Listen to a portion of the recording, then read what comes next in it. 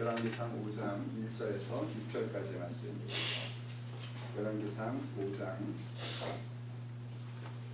1절에서 6절까지 말씀 제가 읽겠습니다.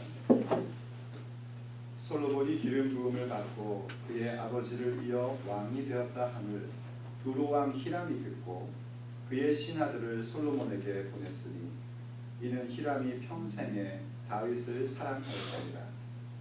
이에 솔로몬이 히람에게 사람을 보내어 이르되 당신도 알거니와 내 아버지 다윗이 사방의 전쟁으로 말미암아 그의 하나님 여호와의 이름을 위하여 성전을 건축하지 못하고 여호와께서 그의 원수들을 그의 발바닥 밑에 두시기를 기다렸나이다.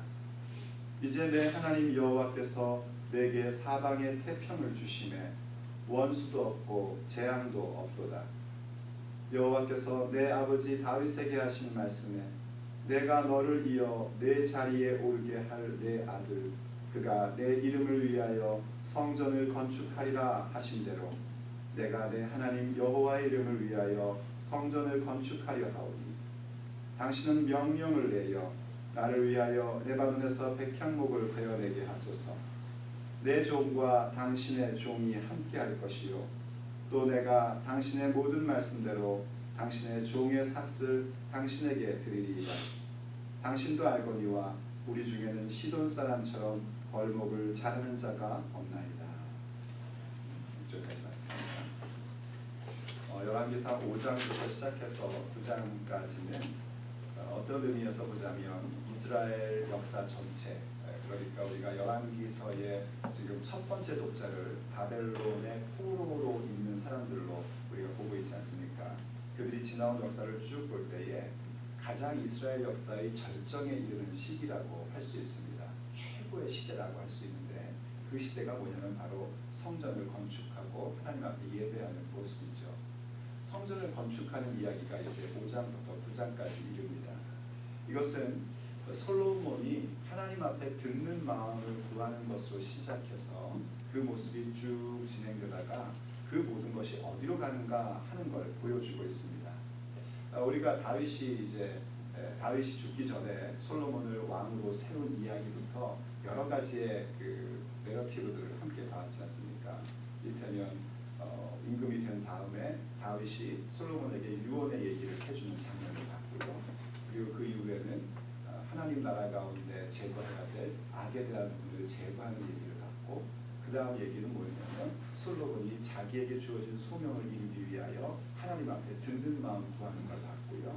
그래서 그 듣는 마음 지혜를 가지고 그가 직접 어떤 일을 했는가 하는 것을 굉장히 자세하게 보여주면서 예배하고 백성들에게 하나님의 공의를 보여주면서 돌봐주고, 그리고 어떤 인사 문제를 하나님 앞에서 거룩하게 이루어가고 또 경제 부분도 잘 진행될 수 있도록 해주고, 더 나아가서는 그의 영향력이 왕궁과 전국과 그리고 또 그 주변 국가에 이르기까지 번져나가는 모습들을 우리에게 보여줬습니다. 그리고 또 이번에는 이제 그 모든 것들의 힘이 어디로 초점을 맞추고 있는가 하는 것을 보여주고자 열왕기서는 성전 건축에 대한 얘기를 해주고 있는 겁니다. 지금 제가 말씀드렸던 이러한 얘기들은요, 우린 지금 책으로 있기 때문에 자칫 잘못하면은 이거 한 다음에 그 다음 이거, 그 다음 이거, 그 다음 이거 이렇게 어떤 시간 순서처럼 여겨질 수도 있습니다만은 자세히 보면 시간 순서라기보다는 솔로몬이 왕으로 등극한 이후에 같이 이렇게 이루어졌던 일들이었구나 하는 걸 우리가 느낄 수가 있습니다. 이때는 어떤 그 악을 제거하는 부분도 분명히 다윗이 죽은 후에, 솔로몬은 다윗 죽기 전에 임금이 됐죠. 다윗 죽은 다음에 점점점 시간을 두고 하나씩 이렇게 제거해가는 모습을 봤고요. 또 듣는 마음 구하는 것도 그가 왕이 되자마자 그렇게 하나님 앞에 제사를 드렸던 그런 모습을 우리에게 보여주고 있었고, 또 오늘 본문도 1절을 보면은 그가 왕이 되었을 때에 히람이라는 두로의 왕이 그에게 축하 사절단을 보내는 얘기로 시작을 합니다. 그러니까 이 얘기는 이렇게 솔로몬이 왕이 된 다음에 한꺼번에 같이 있는 얘기고요. 그것을 하나씩 이렇게 발전됐다 하는 식으로 얘기를 해주고 있는 겁니다. 그러므로 우리가 이 열왕기서가 그런 솔로몬의 인생 속에 한꺼번에 일어나는 일들을 어떤 배열로 두고 있는가도 큰 메시지입니다.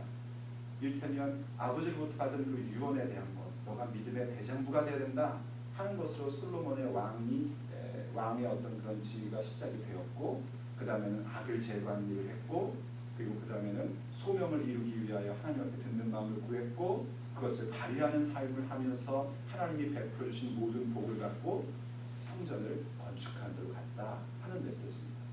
우리도 마찬가지란 말이죠. 우리의 인생에 여러 가지 일들이 한꺼번에 오지 순서를 따라서 오는 법은 없습니다.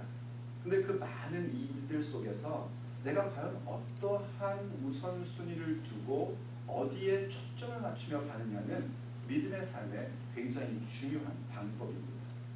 우리가 주 앞에서 받아야 될 말씀이 뭔지를 받고 제해야 될 것이 뭔지를 알면서 제해나가고 제거해 나가고, 그리고 하나님 앞에 소명을 이루기 위한 듣는 마음을 통하여 무언가가 이루어지는 그 모습 속에서 결국 초점을 맞출 것은 하나님이 건축해가라 하는 것을 건축해 가야 된다는 말이죠. 물론 이 성전을 건축하는 것이 오늘날에 예배당을 짓는다든지 그런 차원의 얘기는 절대로 아닙니다. 성전이라는 것은 하나님과 우리 사이에 교제를 하는 그 자리를 얘기하는 것이고요. 본질적으로는 예수 그리스도의 몸을 의미합니다. 요한복음에 보면 예수님께서요, 대제사장들과 바리새인 이런 유대인들에게 이 성전을 헐라 내가 3일 만에 다시 세우리라 하셨는데 그것은 당신의 몸을 가리켜 한 말씀이다 라고 분명히 얘기하고 있죠. 그래서 성전은 뭐가 되는가? 그리스도의 몸이 성전이기에 그 이후에는 바로 우리들, 그리스도의 몸된 교회 자체가 하나님의 성전이라는 사실을 알게 되고, 그 가운데 있는 나 자신이기에 이제 고린도서에서는 아예 우리의 몸이 성령이 거하시는 거룩한 전이다라고 얘기합니다. 그래서 이 성전에 대한 것은 어디서 마무리를 하냐면 요한계시록 22장에서 마무리를 하죠. 요한계시록 마지막 장에서 이제 마무리를 합니다. 21장과 22장을 보면은 거기에 새 예루살렘이 하늘로부터 내려오는 장면이 나오죠. 그 새 예루살렘이 뭔가? 그리스도의 신부된 존재, 바로 우리 교회인 존재가 그렇게 거룩한 모습으로 세워지는 것이고, 그와 동시에 신비함 속에 하나님의 나라의 영토적 의미가 완성이 되는 겁니다. 이건 굉장히 좀 우리가 깊은 부분이기 때문에 또 나중에 기회가 있으면 설명을 하도록 하고요. 중요한 초점은 뭐냐면 그게 구약시대의 건물 성전이든지 혹은 지금 우리 시대에 바라보고 있는 새 예루살렘을 이루어가는 것이든지 간에 하나님이 우리의 인생 속에 만들어가라 하는 것이 있단 말입니다. 그래서 구약의 성전 건축에 대한 부분을 보면서는 우리가 뭘 봐야 되냐면 어떻게 예배당을 지을 것이냐 하는 것을 봐서는 안 되고, 내 인생이 과연 하나님과의 깊고 친밀한 관계 속에서 무엇을 구가하며 무엇을 만들어가야 되는가 하는 부분으로 초점을 맞추어 묵상해야 성경이 우리에게 말씀하시고자 하는 부분을 오해 없이 바르게 이해하며 하나님이 기뻐하시는 모습으로 우리의 삶을 만들어갈 수 있는 것입니다. 오늘 바로 그러한 부분들을 앞으로 계속해서 우리가 보아갈 것입니다. 그런 입장에서 이 5장에서는 뭘 얘기하냐면 성전 건축을 이루어가기 위한 준비의 단계를 얘기합니다.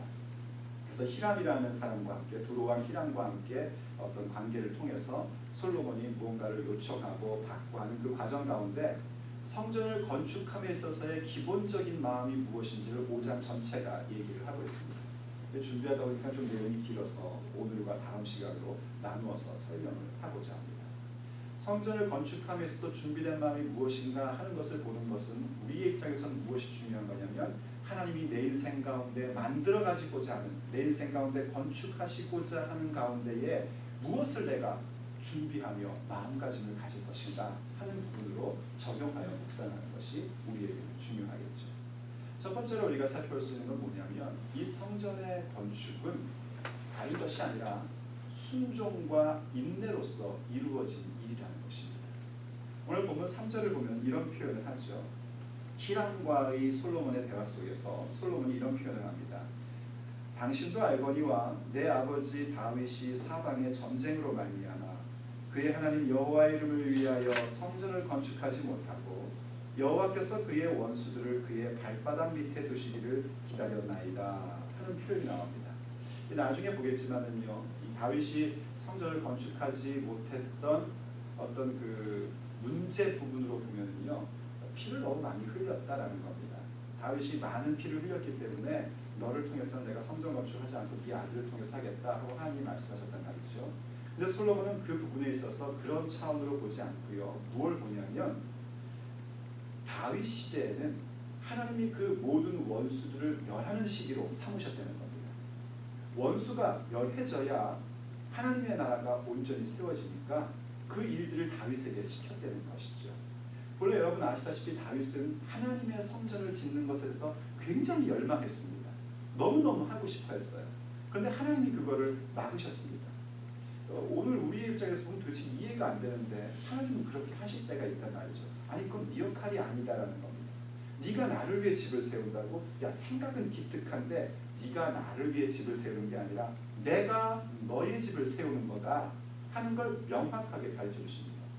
근데 다윗의 거룩함과 위대함이 어디에 있냐면 바로 그 음성을 들었을 때에 다윗이 멈췄다는 겁니다. 여러분 거룩한 멈춤이라는 것은 굉장히 중요한 우리의 인생을 만들어가는 요소입니다. 거룩한 멈춤을 가질 줄 알아야 됩니다.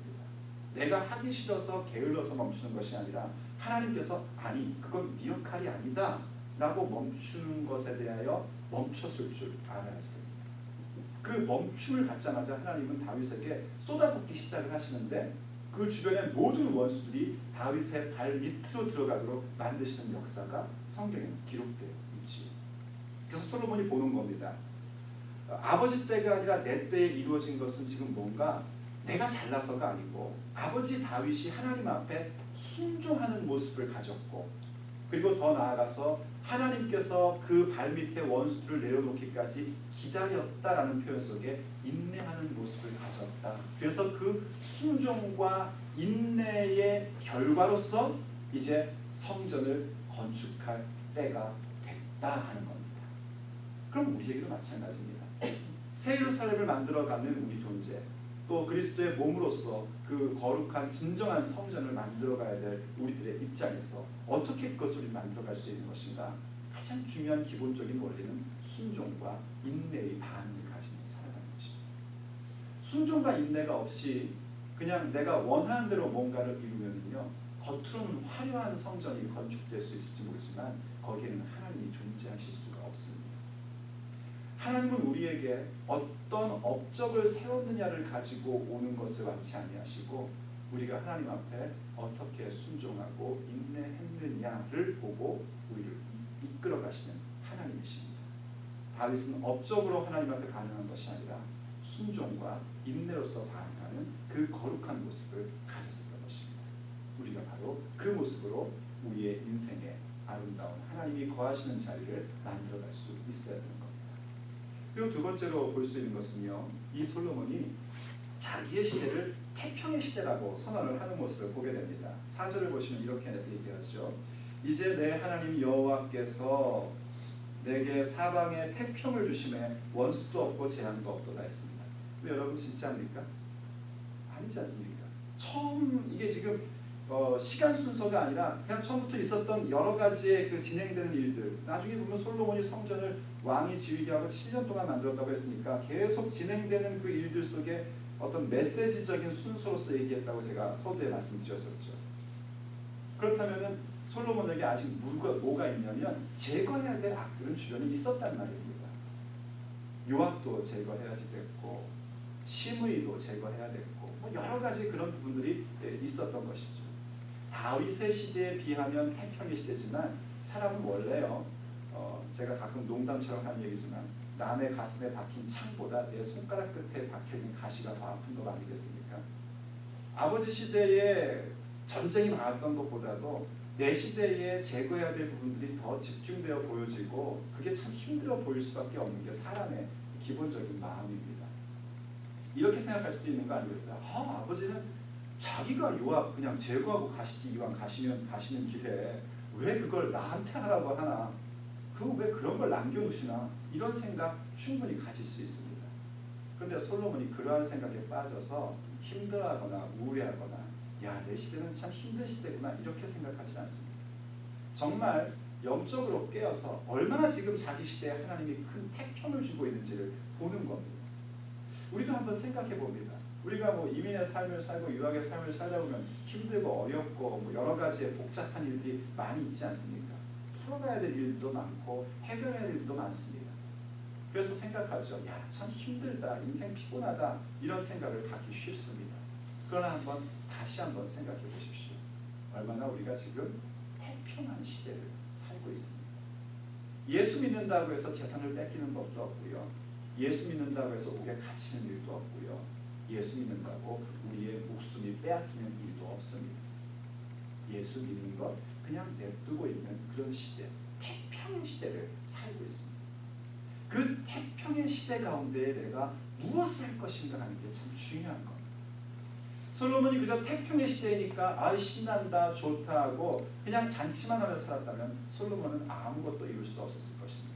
그런데 그 주신 태평의 시대 속에 하나님이 원하시는 것을 건축해 나가는 것으로 그 시대를 사용하고 활용합니다. 그게 우리에게 필요합니다.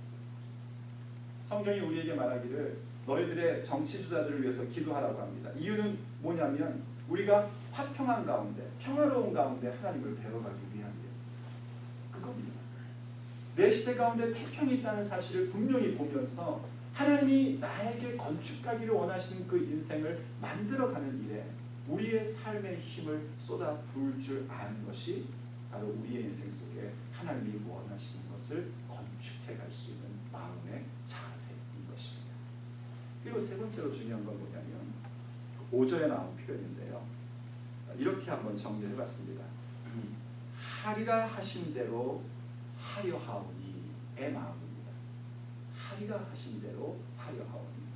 5절의 하반절부터 보면 이렇게, 중반부터 보면 이렇게 얘기해요. 내 아들 그가 내 이름을 위하여 성전을 건축하리라 하신 대로 내가 하나님 여호와의 이름을 위하여 성전을 건축하려 하오니. 하리라 하신 대로 하려 하오니 이겁니다. 이것이 참 또 중요합니다. 우린 대부분 어떻게 하려고 하냐면 하고 싶은 대로 하려 하오니 하는 마음을 참 많이 갖습니다. 내가 생각하기에 아름다운 그림을 그려놓고 하고 싶은 대로 하려 하오니 우리가 이 생각에서 빨리 벗어나야 됩니다. 어디로 가야 되냐면 하나님께서 나에게 네가 이렇게 하리라 하신 대로 나는 하려고 합니다 하는 마음을 가질 수 있어요. 그러면 기본적으로 하나님이 하리라 하신 게 뭔지를 알아야 되겠죠. 그래서 우리가 이렇게 아침을 깨우고 말씀을 배우며 성경을 읽고 하나님의 음성을 듣고자 하는 거 아니겠습니까? 분명 우리 모두에게 하나님은 네가 하리라 하신 것이 있습니다. 내가 너를 통하여 할 것이다. 그건 너의 역할이다. 그거는 저 사람의 역할이지만 이건 너의 역할이다. 너가 할 것이다 하신 부분이 있습니다. 하리라 하신 것을 하려고 합니다 하는 그 마음의 자세는 너무나 중요한 핵심적 자세입니다. 하고 싶은 대로가 아니라 하나님이 내게 하리라 하신 대로 하려 합니다. 그것은 우리의 인생 속에 하나님이 나를 통하여 건축하시고자 하는 그 아름다운 새 예루살렘의 모습을 만들어가는 자들의 아주 중요한 마음가짐이며 자세인 것입니다. 그 외에도 여러 가지가 있지만 오늘 여기까지 함께 생각해 보려고 합니다. 정말 우리의 인생 속에 우리가 그리스도의 몸이 되어서 나중에 하나님께서 완성으로 만드실 그 새 예루살렘의 모습으로 건축되어질 나의 이 작은 인생, 짧은 인생, 하나님께서 내게 주신 여러 가지의 것들이 맞춰가야 될 여러 가지 것들을 가지고 우리가 힘 쏟아야 될 부분이 어디에 있는가? 다름 아니라 새 예루살렘을 만들어가는 그 인생이라는 사실을 우리는 기억해야 됩니다. 그럴 때 우리가 어떤 마음을 갖고 어떤 자세로 그 일을 뛰어들고 나아갈 것인가? 정말 하나님 앞에 순종과 인내의 마음으로 반응하는 삶을 가져야지 될 것이고요. 나에게 지금 있는 이 태평의 시대가 이 태평한 이 모든 것들을 가지고 어디에 초점을 맞추며 힘을 쏟을지 생각할 수 있어야 되며 결국은 하나님께서 내 인생 가운데 하리라 하신 대로 내가 하려 합니다 하는 그 마음을 갖고 나아갈 때에 하나님은 단순히 한 시대에 세워졌다 무너지는 건물이 아니라 우리의 삶 전체가 그 누구도 무너뜨릴 수 없는 영원한 예루살렘의 모습으로 세워지게 하는 역사를 우리의 작은 인생 속에 만드시고 그것을 영혼 가운데 잇대게 하실 겁니다. 그 은혜가 저와 여러분에게 함께하기를 간절히 사랑하는 아버지 하나님, 주님께서 이스라엘 역사 가운데 가장 절정을 이루는 시대를 여는 그 모습을 보여주시면서 우리의 인생 속에 가장 중요한 것이 무엇이고 또 무엇을 건축해야 될지 묵상할 수 있는 은혜를 주시니 감사드립니다. 참으로 하나님, 우리가 이 땅 가운데 짧은 인생을 살며 영원을 바라보는 사람들인데 이 짧은 인생이 늘 영혼과 잇된 인생이 될 수 있도록 도와주시옵소서. 주께서 약속하신 대로 그 새 예루살렘의 모습이 곧 우리들 모두의 모습이 되기를 간절히 바랍니다. 하오니 주께서 주신 이 귀한 은혜들을 가지고 우리가 참으로 영원한 것을 건축해가는 그 일에 힘을 쏟는 자들이 되게 하여 주옵소서. 때때로 우리의 욕심과 우리의 열정 때문에 하나님 앞에 업적을 내놓으려고 하는 그런 실수를 범할 때가 있습니다. 그때마다 주께서 우리를 붙잡아 주셔서 오직 순종과 인내의 모습으로 반응하는 우리 모두가 되게 하여 주시옵소서. 순종과 인내로 반응할 때마다 주께서 주신 우리의 인생의 평화로움과 그 태평함을 깨닫게 하시며 작은 여러 가지의 것들로 눈어두어진 자가 아니라 주께서 주신 이 안정과 평화의 시기에 더욱더 우리가 쏟아야 될 자리에 힘을 쏟을 수 있는 지혜가 있게 하여 주시옵시고 궁극적으로는 하나님이 나에게 네가 하리라 하신 것을 하려고 하는 그 마음으로 우리의 삶을 건축해 갈 수 있는 자들이 되게 하여 주시옵소서. 우리 주 예수 그리스도의 이름으로 간절히 기도드립니다. 아멘. 자유롭게 기도하시기 바랍니다.